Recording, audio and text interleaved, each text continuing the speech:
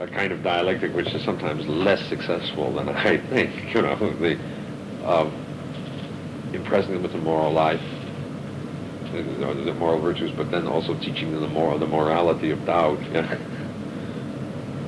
And that can have, I suppose, bad effects. It's very hard to say. I mean, and to the extent that it's only usually the very best students who see this, and they tend to be very decent people. But I wouldn't have any fears if they could see, if they could read the ethics to the end and begin to understand it.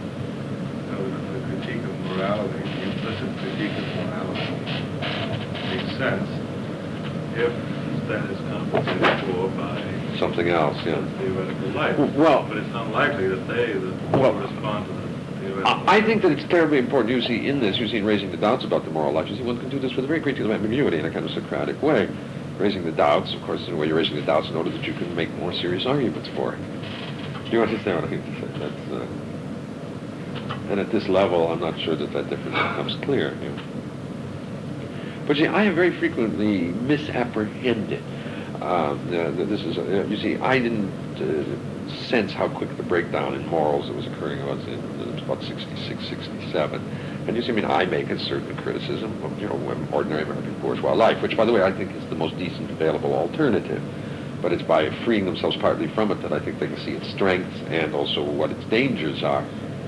And I realized my course was being very popular because I appeared to be making an even more powerful critique of bourgeois morality than the marks that they wanted. And I had to make a very sudden shift of gears. You know what I mean? To say that I was being misused.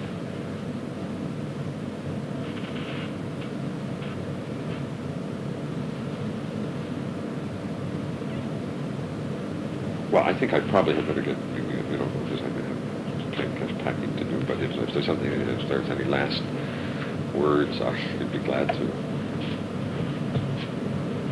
Maybe as a final question, do they raise the question themselves about the contrast between the life of a philosopher versus the life of the statesman? No. Is that Well, you can ask them, when he raises, first you have to talk about what the political life is, because most of them have no idea of the political life. And you have to construct so much of this, which is part of the natural human potential, but which they don't have much opportunity for, in contemporary society. I mean, they have only private lives. And the life philosopher doesn't mean very much, but when you see Aristotle chooses political life, in that early section, to discuss why not the contemplative life. And then that, if they've read the Apology, or you can raise it. But no. I mean, you have to make them aware of the contemplative life. That's what you would say the great problem of liberal studies. This is one of the ways of doing it. Aristotle does it.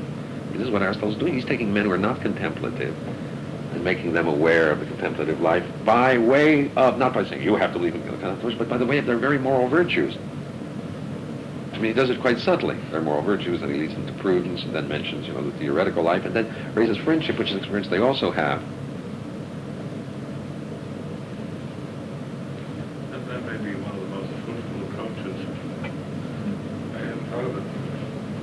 Exactly in that way, sort of focusing more on the treatise on friendship. Oh, there's no question. But the treatise on friendship is only interesting after one has developed the idea of the virtues. I mean, I really do think one has to go through the whole book. I mean, I'm going to be very intransigent in that. I mean, you have to forgive me. I come from the outside. I don't recognize, the very problems you have in the course and so on. But I have a view of what a course ought to be, not in its particular content. But I do believe there's a certain method, and I believe it's one that they'll go for, and it's really, and that is, I don't want you picking and choosing. I don't think you have to read the whole Levant. I think book one will do for the Levant. No, well, I didn't mean that.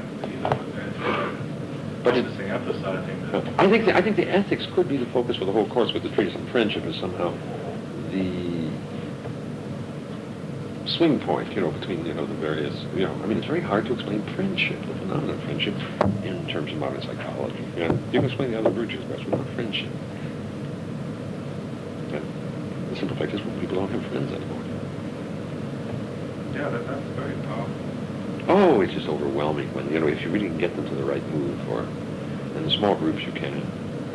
Particularly if you see they've been slogging through it for 4 or 5 weeks and they're wondering where they are. And all of a sudden, Churchill would say, a bright, sunlit upland, that they understand. And then everything in the past comes through. You don't have to worry if it's not going well at first, because frequently that's a good thing. Then suddenly they say, we've stumbled into